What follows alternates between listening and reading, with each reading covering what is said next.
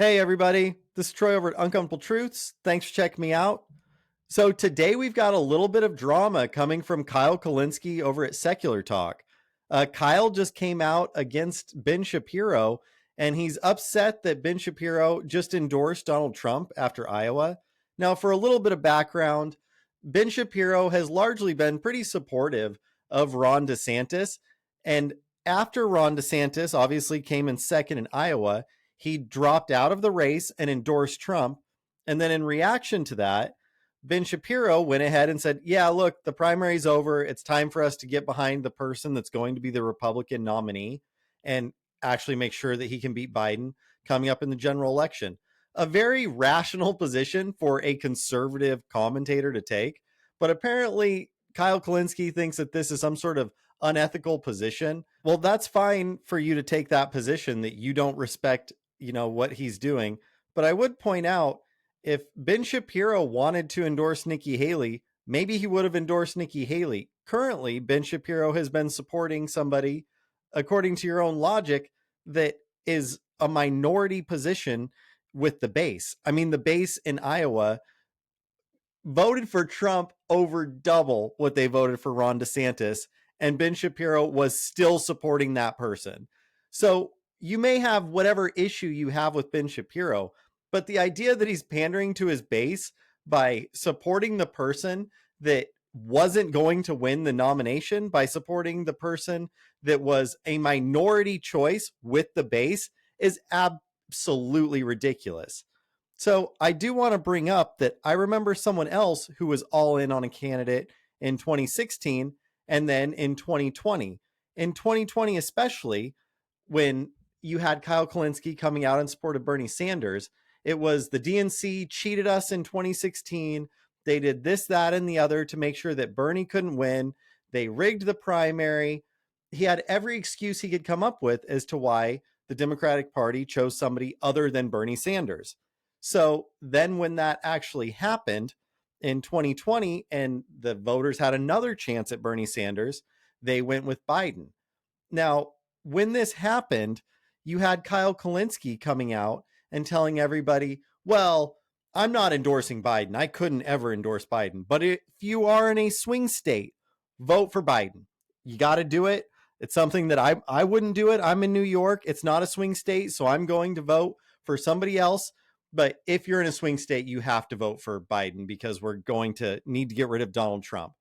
So if that is the most half-assed horseshit kind of endorsement I've ever heard, if you're going to go ahead and endorse Biden, which, let's be honest, that's exactly what you did. You endorsed Biden in 2020. So right now you might be going around calling him Genocide Joe, but this is somebody that you were telling to go vote for. So I think it's a little bit strange that all of a sudden you're telling somebody else that they can only endorse the person that most aligns with their own political, ideology 100%. Well, another issue that you're going to have with that is you don't actually know that he agrees with Nikki Haley on this.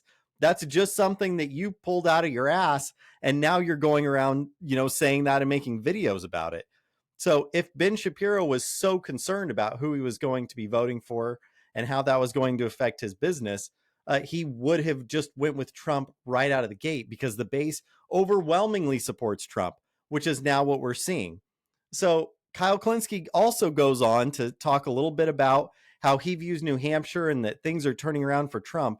Well, part of the problem with what he said is actually in his assessment. He said, well, you had independents, some Democrats, all of these people that were voting for Trump in New Hampshire. Right. That's not the Republican base. That's why Nikki Haley did better in New Hampshire than she did in Iowa, and much better than she's going to do in South Carolina, is because they actually have an open primary system where you just go in a couple days before, you can change your registration or just ask for a Republican ballot, and you can vote in the Republican primary. So, yeah, of course, the guy who is a conservative host is probably not going to vote for the same person that the liberals are voting for and that they're coming out to support. So I think it's absolutely ridiculous. And honestly, it's a little bit shameful that he's actually coming out and making these attacks against Ben Shapiro. So you're putting words into this guy's mouth and saying that, hey, You obviously support Nikki Haley, so that's what you should do. You're literally making a straw man. Now, this is something I've watched your show and seen quite a bit of what you do. You say, no, you have to put everybody's arguments in the best light and then attack those arguments. You literally just put words into Ben Shapiro's mouth, decided who his preferred remaining candidate was, and then posted a video about how he should be taking other actions. So you picked his candidate. After picking his candidate, you then picked the tactics that he should be employing to meet his objectives. Now, if that, and then you attacked this straw man that you made up in front of your audience. Now, if that's something you want to do, that's fine. Just don't go around and complain that people are making straw man arguments, because that's literally what you're doing over here. So this is a problem I have with Kyle Kulinski, is that whenever he throws a fit, it's always something that, like, okay, he doesn't like third parties. He doesn't think that they have a chance of winning. So he doesn't agree that people should run third party races. Instead, he wants to try to change the Democratic Party through like a Marianne Williamson that's getting, 4% of the vote. And by the way, more power to him. Take whatever chance that you want to take. I think trying to change the Democratic Party is a bit of a joke, but if you want to roll with it, go ahead and try. You tried it in 2016. Bernie didn't get elected. You tried it in 2020. Again, he didn't get elected. And then now you're trying it in 2024 with Marianne Williamson, and she's sitting at 4%. So if you want to go and shit on people trying to do third-party races, I guess you're free to do that. But I think you look like a little bit of a clown, to tell you the truth. And then if you want to tell conservatives how they should go about getting their people elected, or the people that they should be voting for or supporting, well, that's really not your place to do that, any more than it's my place to say that, hey, Kyle Kulinski, I don't actually agree that Marianne Williamson is a better candidate than Joe Biden. You should be out supporting Joe Biden. I mean, I can make that argument, but of course I don't have any right to tell him who to vote for or what his tactics should be. So I think it's pretty hypocritical that Kyle Kulinski is really going out and doing these things here. So anyway, everybody, that's all I've got for you today. I appreciate the heck out of everybody watching.